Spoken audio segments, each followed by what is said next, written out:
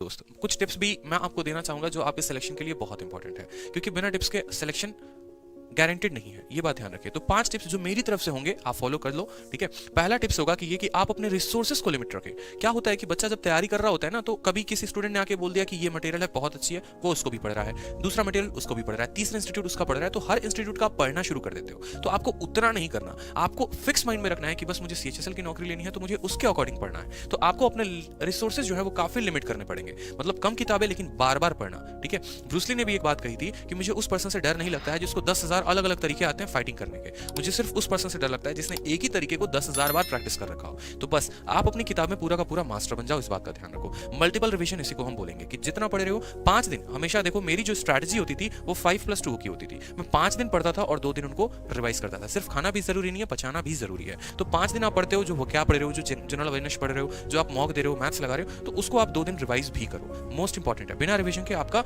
Selection मुश्किल है। बात करते हैं डेली आपको एक मॉक देना है। अगर आप डेली नहीं दे सकते तो आप वीकली जरूर एक मॉक दें, और इंपॉर्टेंट है उसकी एनालिसिस। मॉक में क्या गलतियां हुई आपसे, क्या क्वेश्चंस थे जो आपको नहीं आते थे, किन टॉपिक्स पे आपको फोकस करना है, मैथ्स का कौन सा गलत हुआ, इंग्लिश का कौन सा गलत हुआ, कौन से चैप्टर से गलती हुई, एक एक बात आपको ध्यान रखना है। और एक डायरी ऑफ मिस्टेक्स आपको बनानी है। डायरी ऑफ मिस्टेक्स क्या है, एक डायरी बना ली, मॉक में जो गलती होती है, कहीं पर गलती होती है, उस डायरी में लिखो। क्योंकि अक्सर ऐसा देखा जाता है कि जो गलती आप मॉक में कर रहे होते हो वही गलती आप पेपर में भी करके चले आते हो। तो कम से कम वो गलती तो आप रिपीट नहीं करोगे। एग्जाम के 5 दिन पहले से इस डायरी ऑफ मिस्टेक्स को पढ़ना आप शुरू कर देना।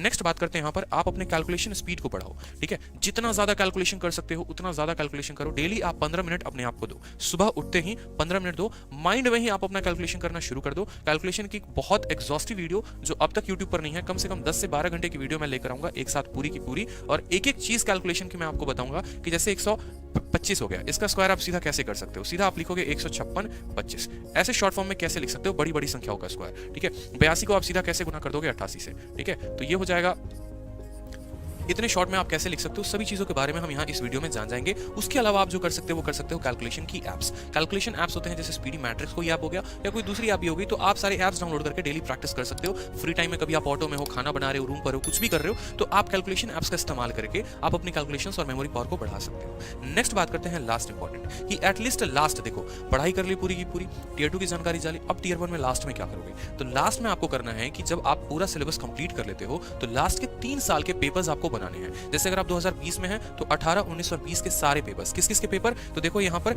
सीपीओ के पेपर, सीजीएल के पेपर और ये सीएचएसएल है, सीएचएसएल का पेपर, ये तीनों का पेपर आपको बनाना है, ठीक है। इनके द्वारा कराए गए सिर्फ प्री के पेपर्स, ये बात ध्यान रखिए, क्योंकि कमीशन एक है, वेंडर एक है जो आपका पेपर कंडक्ट कराती है, तो ज्यादा सवाल के लेवल में फर्क आएगा नहीं, और इनके पेपर्स को आप करके जाओगे। जब आप इतना तैयारी कर लेते हो तो आप बहुत 100% श्योर हो जाते हो अपने सिलेक्शन के लिए।